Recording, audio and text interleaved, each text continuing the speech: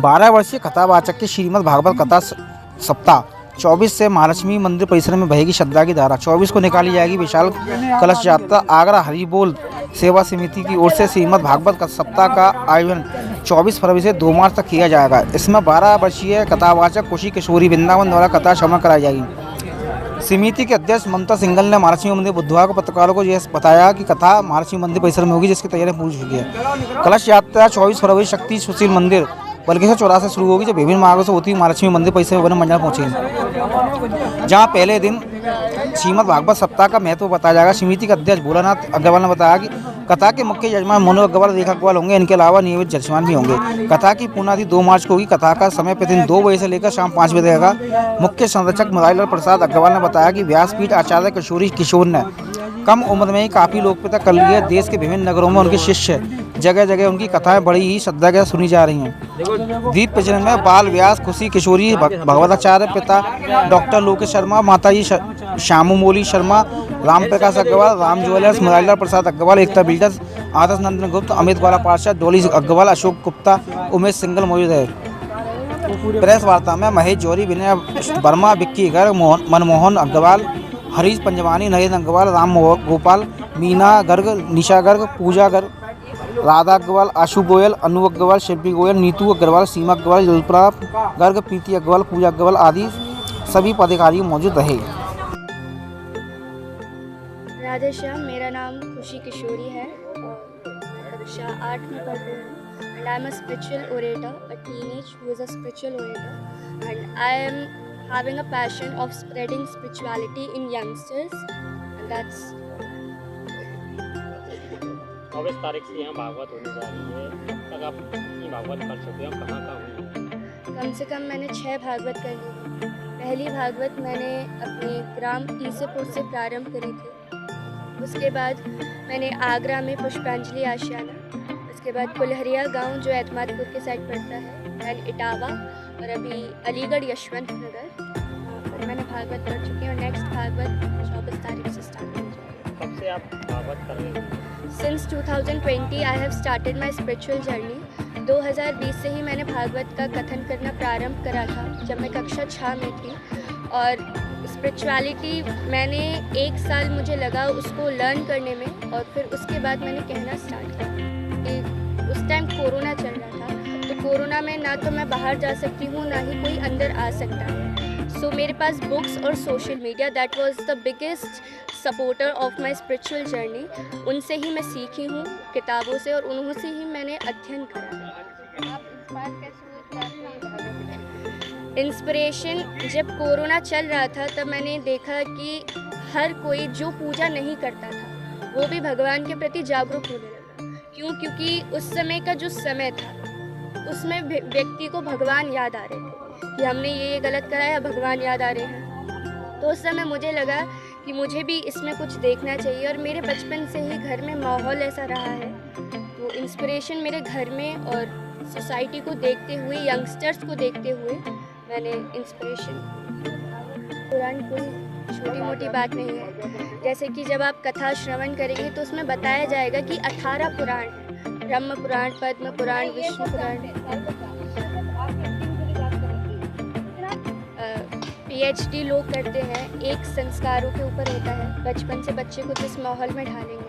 तो मेरे लिए जैसे कि हर एक बच्चे का एक पैशन होता है, कुछ डांस, कुछ स्पोर्ट्स, तो बच्चा टाइम निकालता है।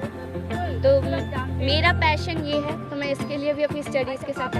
कलश यात्रा जो निकलेंगे शक्ति सुशील मंदिर से, हमारे 1000 कलश हो गए हैं। उसमें हो सकता है कल 1100 भी हो जाए। परसों की कलश यात्रा है।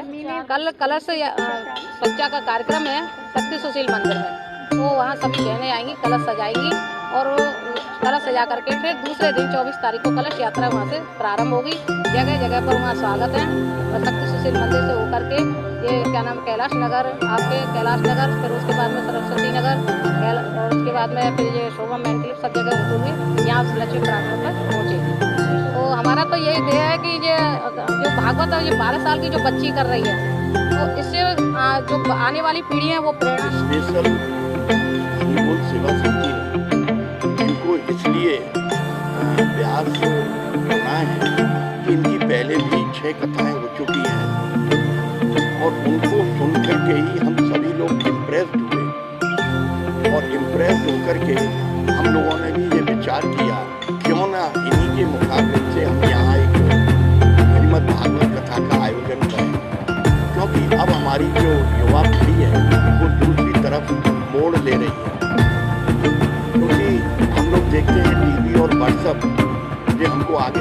होने दे रही है और जो हम अपनी भारतीय संस्कृति या आध्यात्म की तरफ से हम लोगों ने थोड़ा सा मुख मोड़ लिया है। और तब जो हमारी पीढ़ी है तो ये एक प्रेरणा स्रोत बनेंगी कि देखिए 8th क्लास में पढ़ने वाली ये जो उसी किशोरी जी हैं और वो करेंगी, क्योंकि इससे पहले भी जया किशोरी जी और कई किशोरी जियों को मैं जानता हूँ जो शुरू से ही ईश्वर की एक प्रेरणा होती है। ईश्वर ने इनको इस काम के लिए भेजा है। और हम लोग देखते हैं जब कोई व्रत हमारे स्वामी जी या महात्मा जी जो भागवत कथा कहते हैं तो उन लोगों की तो लोग समझते हैं इनको तो बहुत एक्सपीरियंस होगा, ये तो बहुत बड़े हो चुके हैं, लेकिन ये केवल 12 साल में इन्होंने इतना ज्ञान प्राप्त करके और लोगों को ज्ञान देंगे तो युवा पीढ़ी पर निश्चित रूप से इसकी छाप पड़ेगी। तो 24 तारीख से 2 मार्च तक यहीं इसी जगह लक्ष्मी मंदिर में एक श्रीमद् भागवत कथा होने जा रही है। उसमें मैं समझता हूँ कि जितने भी लोग सुनने वाले आए वो युवा पीढ़ी को अवश्य लेके आए, उनके बेटे की बहू हों, अपने बच्चे हों, छोटे बच्चे हों, बड़े बच्चे हों, सबों को लाने का काम करें तो हम लोग हमारे घरों की खुशियाँ मिलेंगी।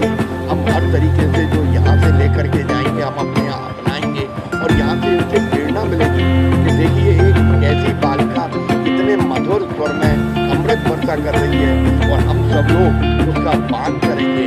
तो मेरा सभी नगरवासियों से प्रार्थना है, कटिबद्ध निवेदन है कि वो अवश्य आए इस प्रांगण में आकर के और इनकी अमृतमयी वर्षा को अवश्य ग्रहण करें। धन्यवाद।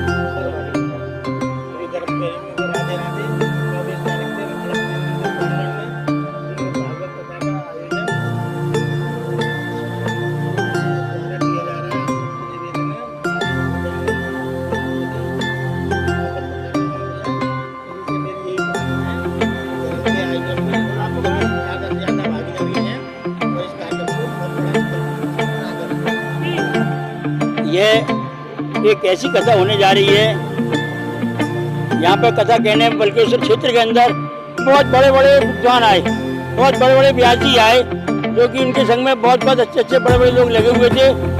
यह कथा हमारे बल्केश्वर क्षेत्र के अंदर पहले श्री दिनेश कातिब जी कराया करते थे। काफ़ी समय से उनके ना होने से थोड़ा सन्नाटा बल्केश्वर क्षेत्र के अंदर हो चुका था, कोई आगे नहीं बढ़ता था। तो किशोरी जी की इच्छा थी अंकल जी मेरी एक कथा बल्केश्वर क्षेत्र के अंदर हो, बल्कि क्षेत्र में आस्था के प्रति इतनी भक्त हैं, इसके अंदर बहुत भक्त हैं। कलश यात्रा 1100 कलश यात्रा बल्केश्वर क्षेत्र में बल्कि 24 से 24 तारीख को प्रारंभ होगी। वहाँ से प्रारंभ होकर बल्केश्वर रोड पर होती हुई बल्केश्वर क्षेत्र में जो कथा स्थल महालक्ष्मी मंदिर के अंदर बना हुआ है वहाँ पहुँचेगी। यह हरिबोल सेवा समिति इस कथा को इसलिए और कराना चाहते हैं कि हम सभी से इस बात की कहते हैं कि हमारी जो खुशी किशोरी जी हैं उनका हौसला बढ़े। यहाँ कथा में आने वाले बुजुर्ग भी आएंगे, बड़े भी आएंगे, नवयुवक जरूर आएंगे कि हमको अभी से इस बात का प्रण लेना चाहिए कि हमारे व्यास जी हमारे बराबर के हैं और वो इस कथा को ऐसा वर्णन कर रहे हैं। उनको इस बात का भी संस्कृत में एक मन का वो होना चाहिए, सब मोबाइल छोड़े कथा में लग जाए। हमारे कथा के मुख्य यजमान मनोज सुपारी हैं, वो इसके यजमान बने हुए हैं। 7 दिन तक इस कथा पंडाल के अंदर वो आनंद लेंगे। इसलिए सभी से इस बात का हाथ जोड़ के दोबारा आग्रह करता हूँ मीडिया के माध्यम से, बल्कि जो क्षेत्र वाले आगरा के निवासी यहाँ आए और कथा का आनंद लें। ऐसे जहाँ भी उत्सव कार्यक्रम होते हैं मैं उसमें तन मन धन से पूरा समय लगाकर पूर्ण मनोयोग से राधा रानी की कृपा से इन कार्यक्रमों में बढ़ चढ़ कर हिस्सा लेता हूँ। व्यक्ति आयोजन क्यों है? लोगों में, माता बहनों में, व्यक्ति में, हर मनुष्य में जगे भगवत भक्ति भावना, व्यक्ति में जगे सनातन भक्ति भावना, व्यक्ति को परम पिता परमेश्वर से जोड़ने की साधना, ताव पर सभी लगे इस भगवत भक्ति के लिए। ये तन मन धन समर्पित है ऐसी कथाओं के लिए जिसमें लाखों की संख्या में जन आता है, माता बहनें आती हैं, बालक वृद्ध सुजान जवान सब आते हैं और बड़े ही मनोयोग से और भगवत भक्ति में परम पिता परमेश्वर हमारे जीवन का लक्ष्य क्या है? भगवान के चरणों में रम जाना। इस पता नहीं किस योनि में हम पहले थे, पता नहीं क्या थे इस जन्म से पहले, इसके बाद मृत्यु के बाद हम पता नहीं कौन बनेंगे, लेकिन ये जो हमें जो मनुष्य जन्म मिला है, इसमें हम अपने जीवन का लक्ष्य प्राप्त कर लें। मनुष्य भगवान के चरणों में लग जावे, भगवान की शरण में चला जावे, ऐसा इन भगवत कथाओं का लक्ष्य रहता है। उसी की पूर्ति के लिए यहाँ ये भगवत कथा हो रही है। हमारी जीवन का लक्ष्य है परम पिता से मिल जाना, परमात्मा में विलीन हो जाना, उस परमात्मा में विलीन ज्योति से ज्योति मिल जाना।